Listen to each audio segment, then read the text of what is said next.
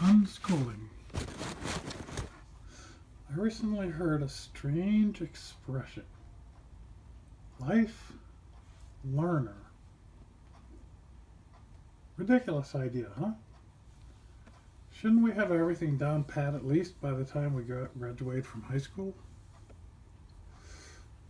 John James Audubon studied life by killing it. He shot all the birds he painted. He was mad that they wouldn't sit still.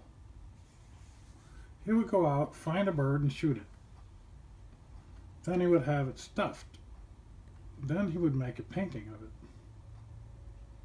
This is what his paintings would have looked like if he didn't shoot the damn things. I found this illustration in an 1829 edition of the Fake News, showing how Audubon would throw the bird under the blunderbuss and then catch it with the newspaper. I think Audubon's method is an interesting image of the way the mind arrives at knowledge, and perhaps a symbol of academic learning. Kill it, then make a picture or a model of it. I just found out the Archduke of Ferdinand of Austria, whose assassination started World War I, had already shot 300,000 animals and collected 100,000 trophies. Maybe that's why he was shot. He wasn't a life learner. He was a life killer. It used to mean something if you had an 8th grade education. Then it meant something if you had a 12th grade education. After that, though, it only meant something if you had a bachelor's degree. Maybe you weren't married, but you still had some degree of knowledge. Actually, I have a bachelor's degree, but I was married when I got it. It's so confusing. Anyway, after that, it turned out you really needed a master's degree. This is probably because once you were married, you realized you weren't the master in your house. Then it all collapsed with a thud, and it turned out you needed a FUD. Or you didn't really know anything.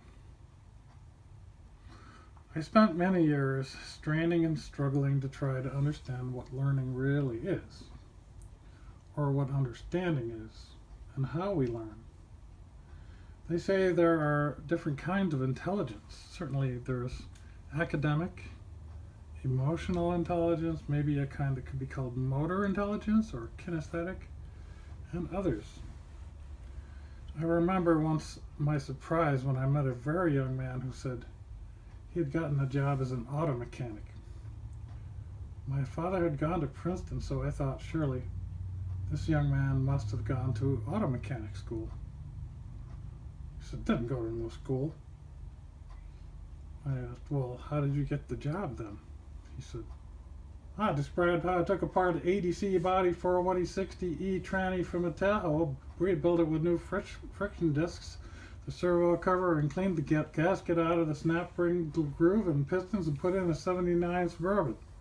Hooked it up and put the pedal to the metal. The idea of unschooling is, of course, not new. But this expression was coined by teacher John Holt, who tried in both public and private schools to get kids to be interested in learning who were not already interested. He finally decided the problem was the context,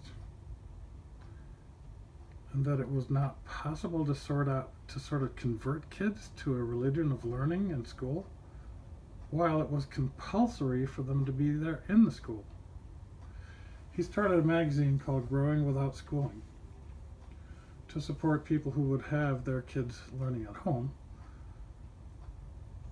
Later, an 8th grade English teacher named Grace Llewellyn read his books and sat down and wrote one of her own, addressed directly to teenagers.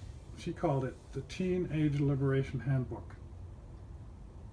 Here are some of the other books that she's written.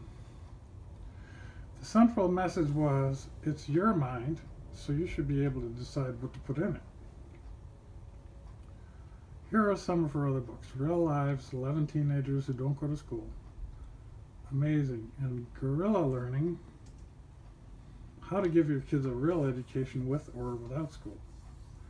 I had read the Teenage Liberation Handbook before I got custody of my youngest son at age 14, and he said, "I hate school." I responded, "I don't want you to go to school. I want you to figure out what you're interested in, and I'll try to support you in pursuing that." He had moved to Boston to be with me, and he tried various things for 6 months around there that didn't satisfy him. But then he discovered the Courageous Sailing Center on Boston Harbor. At that time, kids could learn to sail there for free. He never looked back. He got on the bus every morning on his own and was there for 60 hours a week, volunteering for any and all kinds of tasks that needed to be done. Why? Because it would lead to his being able to sail. Within weeks, he became a sailing teacher. The negative feedback he had been getting from school for not doing what he was told was counteracted by ongoing praise from the staff that he was working with. Responsible adults doing real jobs. Then he was able to become the intern for the director of the children's program.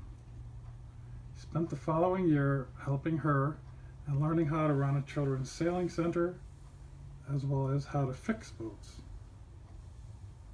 It really seemed like when he arrived in Boston, the only art he had mastered up to that point was the art of the put down. He was really good at that. But by the time he was 15, he was also an accomplished sailor who could teach others, fix boats, and had even written the first draft of a grant application from Ronald McDonald House. 2 years ago, age 28, he went back to the same Courageous Sailing Center with the titles of site manager and hiring consultant for all 4 of their sailing sites. After spending a year just taking college courses he was interested in.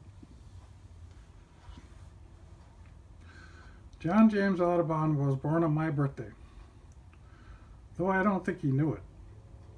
He said a true conservationist is a man who knows that the world is not given by his fathers, but borrowed from his children. The word unschooling sounds kind of negative, but it's not.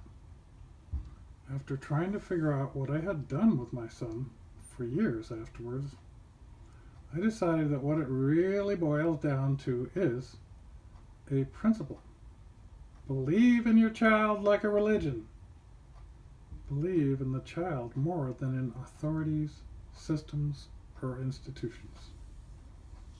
Thank you, Madam